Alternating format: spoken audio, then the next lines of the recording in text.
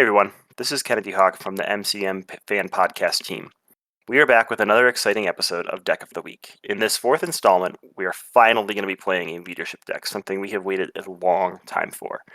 We've asked our patrons which Guardians hero they would like me to play with leadership this week, and they have chosen Venom. So I present to you this leadership Venom deck, We Are Venom.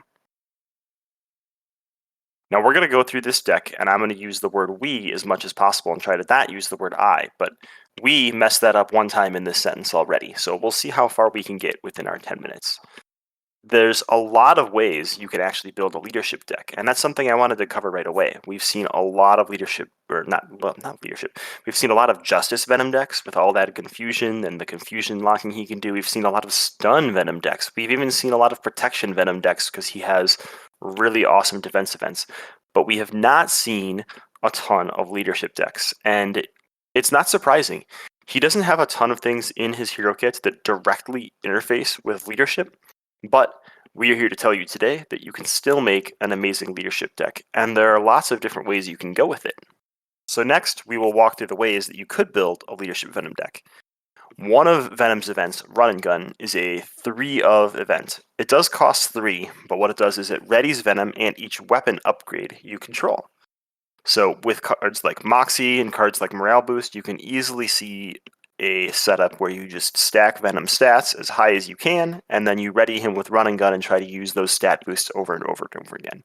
Unfortunately, since that ready costs 3, you're going to be relying on a lot of other readies that exist. You can't use Earth's Mightiest Heroes without help from a multiplayer setup, but you could use something like Tenacity and use his ability to make it cheaper. Ultimately, that's not the deck we went with. Another deck that you can do with almost every character is a Strength in Numbers deck, and there is no exception with Venom.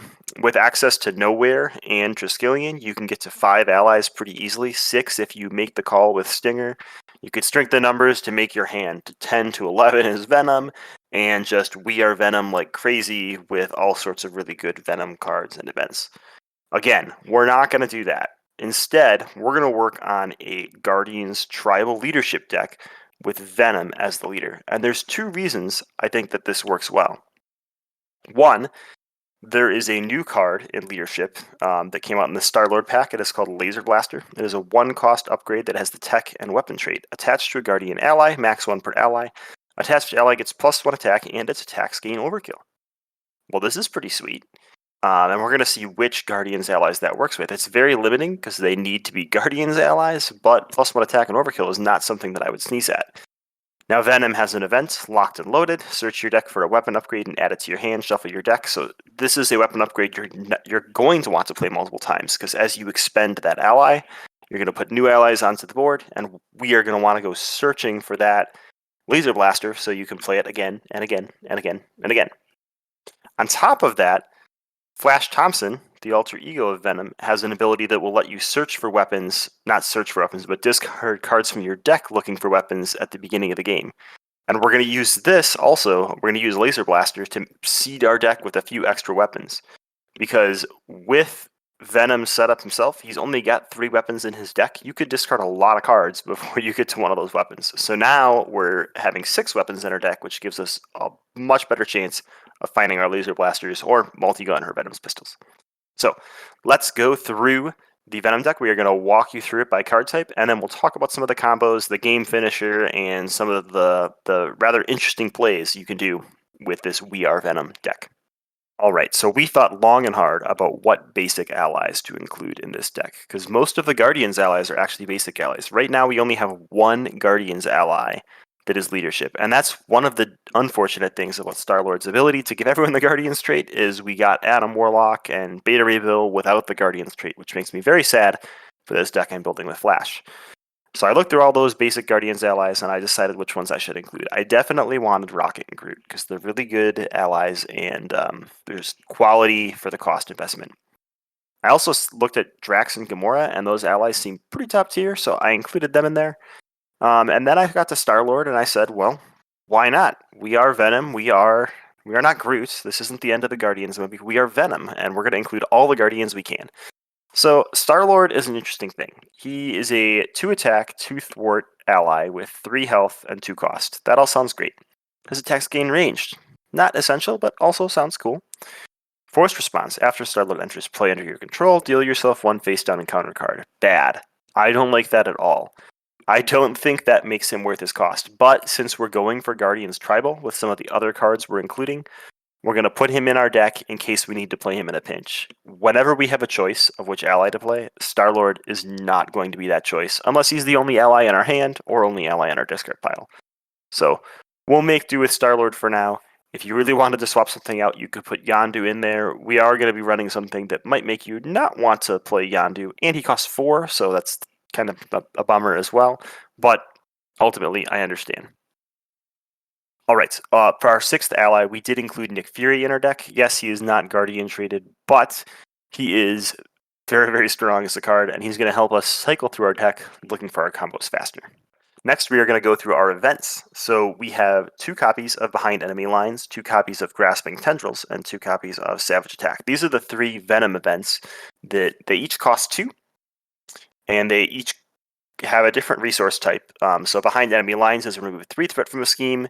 If you paid for this card with only mental resources, confuse an enemy. Sounds great. Savage Attack. Deal 5 damage to enemy. If you paid with only lightning resources, this deck gains overkill. Grasping Tendrils. When the villain initiates an attack against you/we, cancel the attack. If you paid for this card using only physical resources, stun the enemy. So all those cards are really good, but they force you to have this really weird resource matching system, right? Because you need to be able to match everything. Now, Venom's ability to generate a wild resource, to take a damage and generate a wild resource, is very powerful. And that's going to help us try to trigger these kickers as much as possible.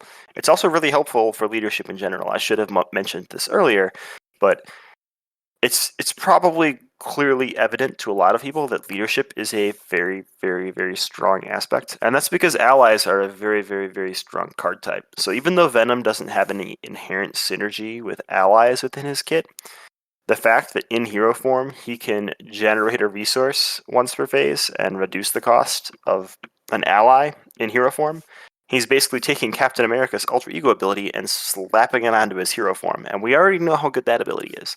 So if you could reduce the cost of the best card type in the game, why not include leadership? Anyway, derailed for a little bit, but we're going to be using his hero ability to both reduce the cost of allies and to make sure we hit the kickers on these events when they're really important. The ones that are the most important are Behind Enemy Lines and Grasping Tendrils. Savage Attack is probably the least important. We don't really care about the overkill that much because we have these laser blasters to go on our Guardians allies that are going to have overkill. All right. So we also have Locked and Loaded, which is going to let us search for weapons, 0 cost event, search for weapon upgrade, add it to your hand, and shuffle your deck. And we've got 3 copies of Run and Gun, which we mentioned earlier. So that's Ready Venom and each weapon upgrade you control. We've got 2 copies of Blaze of Glory. So this is a 2-cost leadership event from the Star-Lord pack, max 1 per round. Each Guardian character gets +2 thwart, +2 attack this phase. At the end of the phase, deal 1 damage to each Guardian character.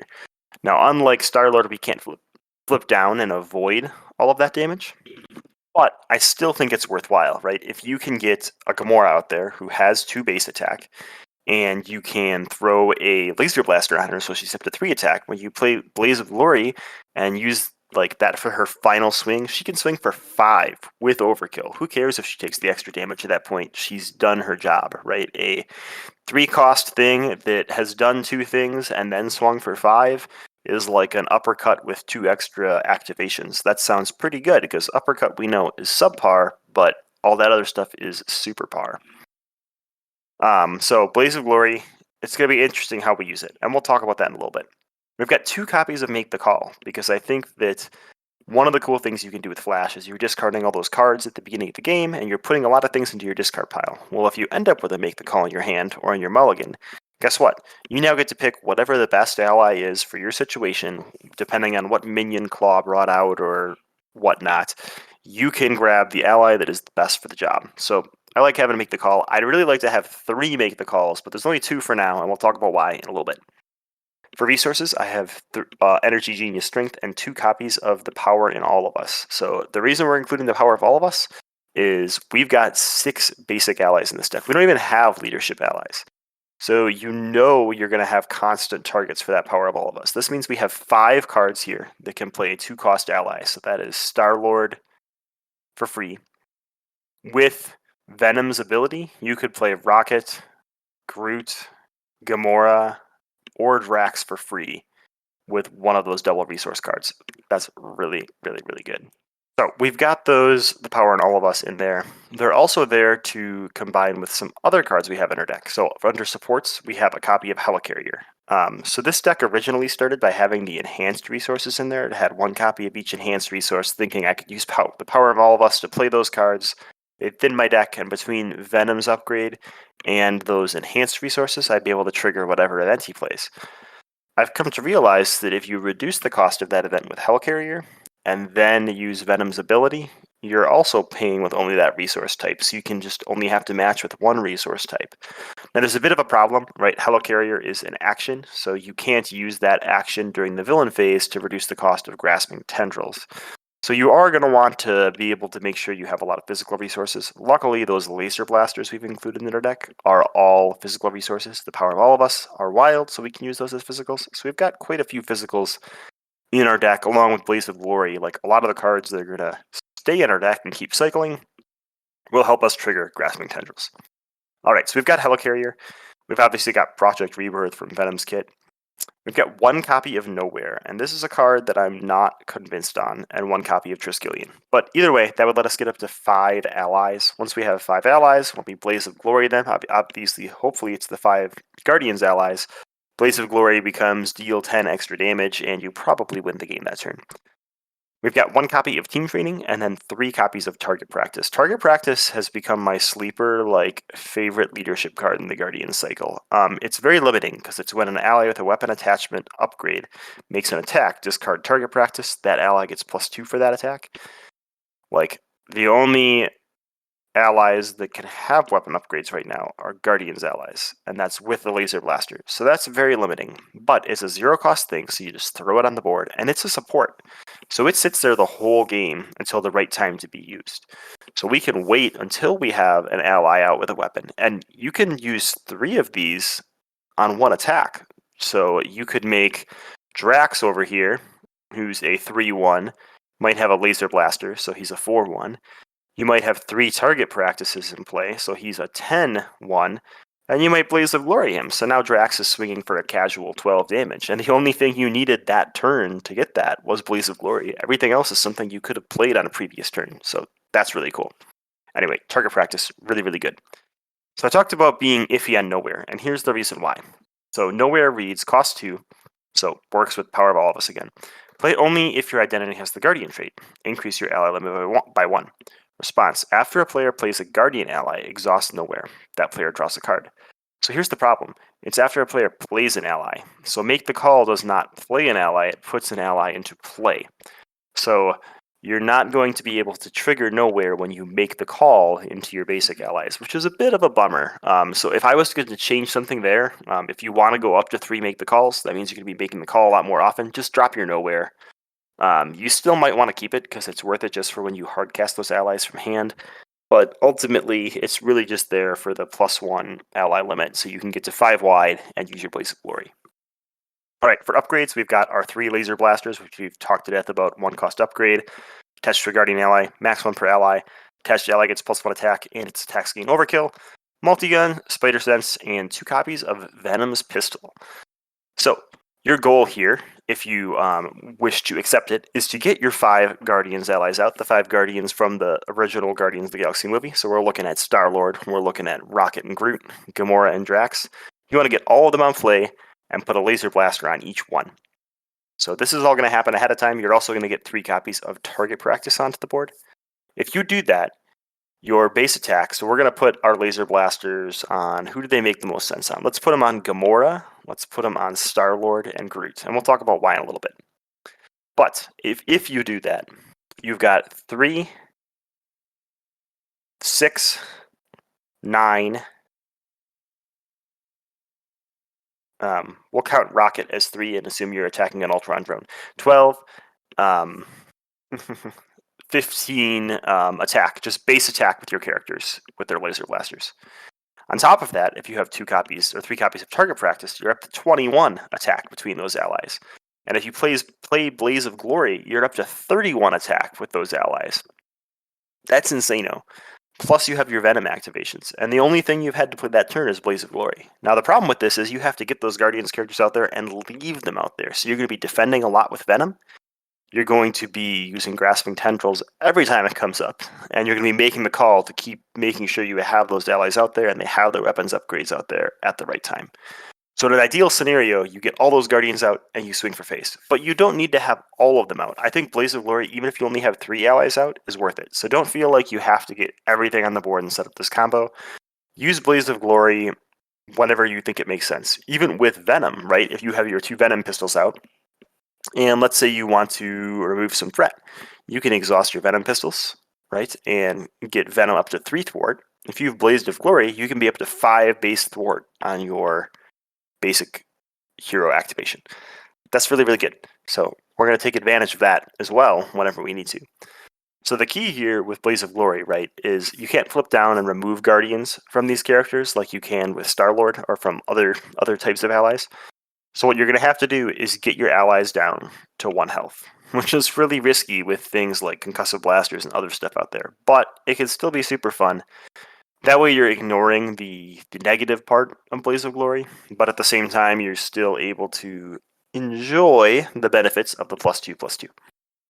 Well, this was the deck this week. I hope you like it.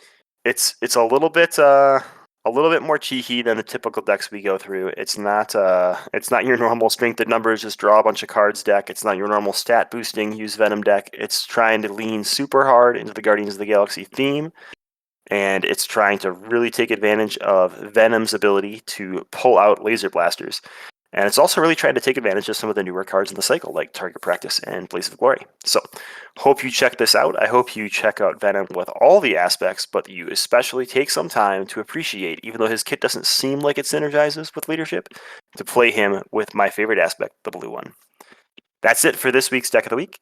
Next week, I'm going to return to another one of my old decks from marvelcdb, so I'm going to go back to Black Widow Protection and try out that deck. So, be sure to tune in because I'm going to be testing that one against heroic level villains.